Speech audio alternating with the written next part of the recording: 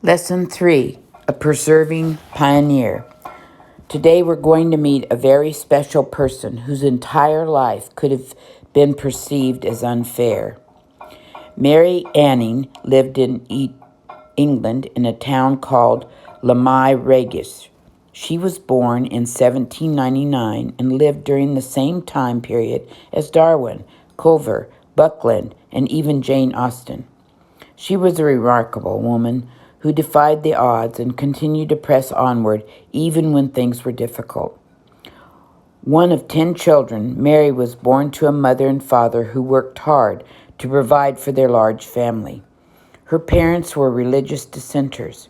This means they left their church because they disagreed with it and were highly judged for leaving. From the very beginning, tragedy struck again and again in the Anning home. Out of all of Mary's siblings, only she and her brother survived to adulthood. When she was only 11 years old, her father died as well, leaving them without an income. However, even with the sad beginning, Mrs. Anning was undaunted. Her father was a cabinet maker and supplemented their income by finding and selling fossils. Mary and her brother often accompanied their father on his expeditions and learned how to recognize and excavate various fossils and bones. When her father died, fossil hunting became the only way for Mary's family to provide for themselves. Even as a young child, Mary's skill and knowledge of paleontology grew. Her only schooling was Sunday school at their church, and it was here that Mary learned how to read and write. She was a self-taught scientist. She and her brother Joseph made their first groundbreaking discovery when she was only about 11 or 12 years old. The Ichthyosaurus. The Ichthyosaurus. While various bones and fossils of the Ichthyosaurus had already been found at this time, they were not known yet, recognized, or named. After Joseph found a complete skull of this dolphin-like creature, Mary sought to find the rest of it. It took months of careful digging, but she eventually uncovered a large portion of the skeleton. Because Mary's family had a fossil hunting business and sold the things they found in order to make ends meet, their findings made it into the hands of scientists who studied the remains. Mary thought the creature was a crocodile, as the concept of extinction was not yet widely believed. However, after years of debate, it was eventually classified as the Ichthyosaurus we know today. Paleosaurus. Mary's brother, Joseph, eventually followed in his father's footsteps and apprenticed for a trade, but money continued to be tight. Selling the Ichthyosaurus had helped. However, that money was quickly used up, and Mary spent all day roaming the shores, cliffs, and overhang, searching for more fossils for her mother to sell. A local scientist, Thomas Birch, to whom the Annings had sold many of their fossils, took pity on them and decided to help. He sold a large collection of fossils in London and used the money to help set up Mary and her mother so they wouldn't go hungry. In 1821, Mary discovered 3 more Ichthyosaurus fossils.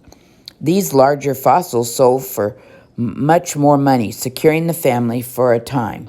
In 1823, she encountered perhaps her greatest discovery yet, the Paleosaurus.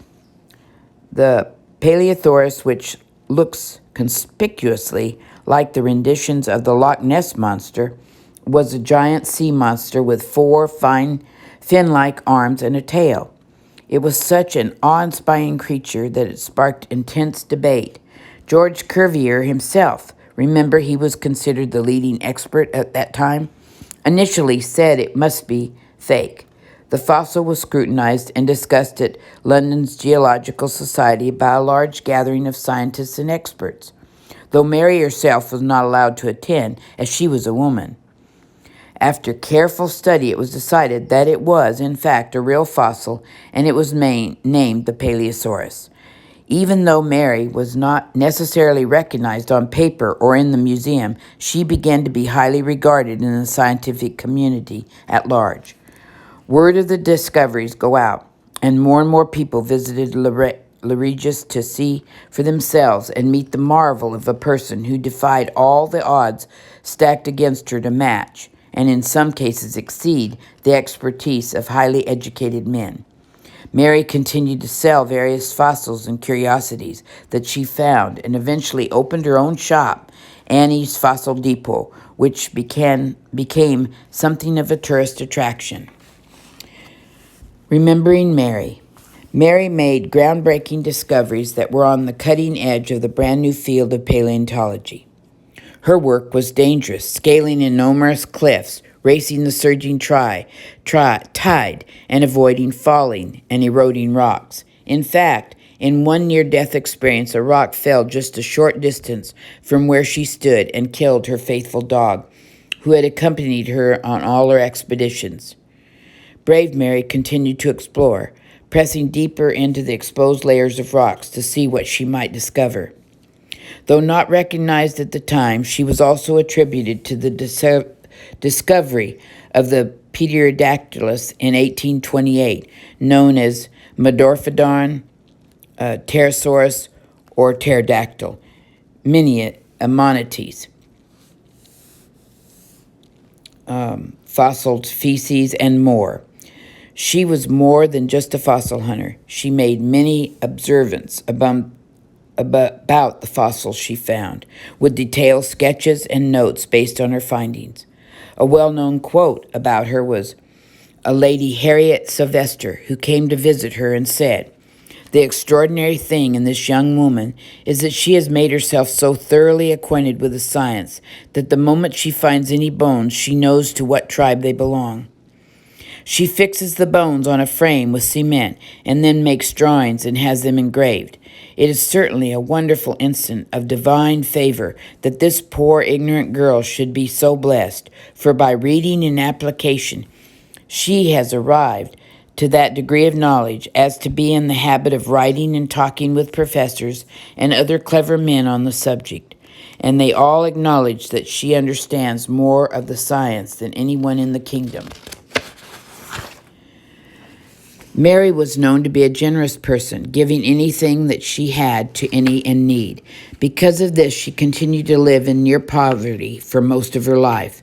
She wrote in a letter to a friend that she felt used to the world and the learned men who would come for her to knowledge and to buy fossils, and then claim the finding as their own. Her life was not easy nor fair, and yet she continued to do what she loved, undaunted by the criticism or dismissal of most of the scientific community.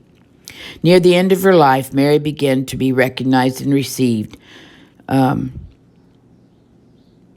small 10-pence for her contributions to the field of paleontology.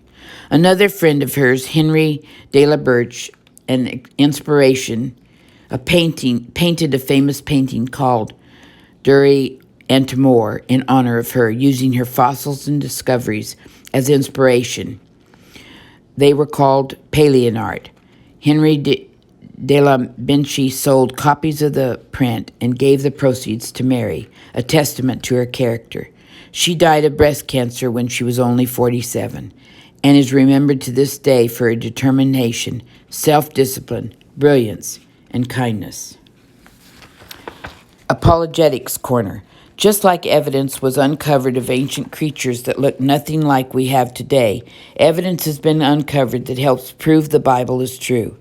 Today we look at the archaeological evidence of God's Word. These are physical pieces of evidence that have been discovered, much like digging for fossils.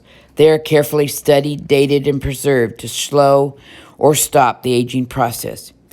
Read the evidence below, and if you want to do additional research or watch Patterns of Evidence, the Exodus or Patterns of Evidence, the Moses controversy, to dive into it a little deeper. The Dead Sea Scrolls, discovered in 1946, these scrolls in jars line up with the Bible we have today. The Tel Dan Stele, in 1993, a stone was found with the House of David on it. Ahimelech the Hittite. In 1906, a German man named Hugo Sinclair found a city that was the Hittite capital and proved they existed.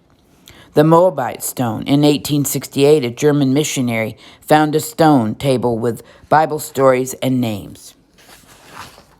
This concludes Lesson 3.